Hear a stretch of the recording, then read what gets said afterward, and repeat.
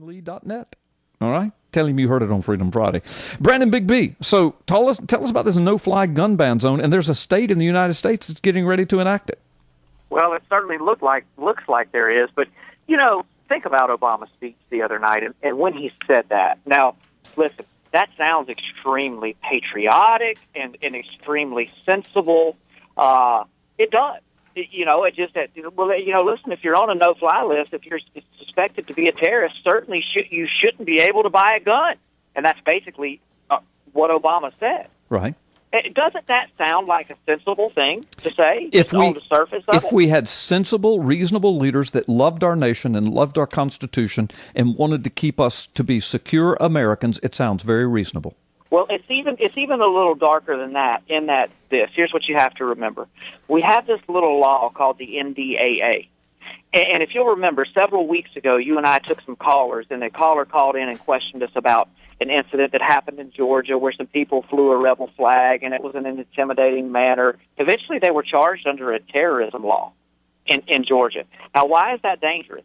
That's dangerous because with the NDAA, if you get on one of these terrorist watch lists, like the no-fly list, at the executive branch's decision, you can literally be picked up in the dead of night, whisked off to somewhere, and never be seen again. Yeah. No judge, no trial, no jury, no nothing.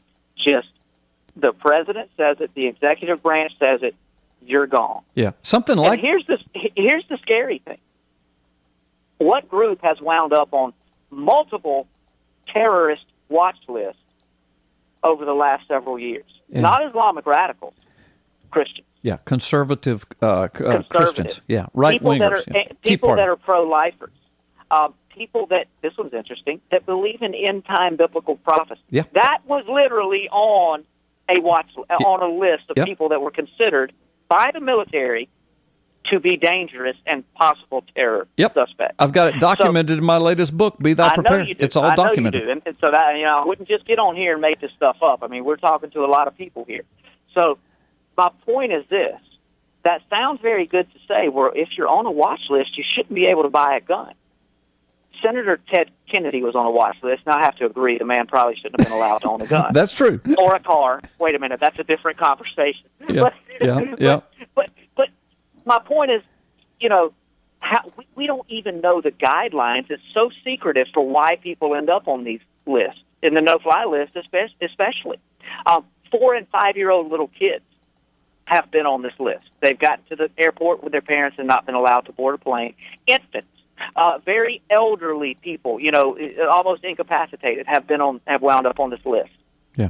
So my point is, when the people making this list are corrupt and secretive and won't even tell us how you get on there, and by the way, if you get on there, they won't tell you how to get off, and you probably won't ever be able to get off of it. Right. If you mistakenly wind up there. And so it's dangerous. And the governor of Connecticut is getting ready to, in his own words, sign by executive action a law in his state that will ban gun sales to people on a no-fly list. Imagine that, Connecticut. Welcome to the new United States. Here we are. A lot of weird things happen in Connecticut. Let me see. Boy, don't they? You mean like this? You mean like Sandy Hook? Isn't there a Sandy Hook? Happened. And doesn't the man in the White House, doesn't he have a Social Security card that traces back to Connecticut? Well, he does, but he was born in the 1800s, and his name was Harrison J. Bonnell. Yeah. We've got Sandy Hook, and all that happens in Connecticut, and then the president comes out, the man in the White Mosque comes out and starts talking about gun flying and flying and no fly, and you can't. We're going to take your guns, and then the man in the White Mosque says that, and a few days later, Connecticut steps up and says, you know what? Yeah, let's do that. I have a solution to the whole gun control issue, and I'm going to make this quick because I know we're about out of time here. We are. I saw a cute little cartoon this week, and I'm going to clean this up for radio because you know where I'm going. But it said if Bruce Jenner can keep his man parts and think he's a woman or can be a woman, then I can keep my guns and be disarmed. Yeah. So, see, I am just going to self-identify as a disarmed American. Yeah. And there's nothing anyone can do about it. It doesn't make me mentally insane. It doesn't make me any less American. It just means that I self-identify as a disarmed American.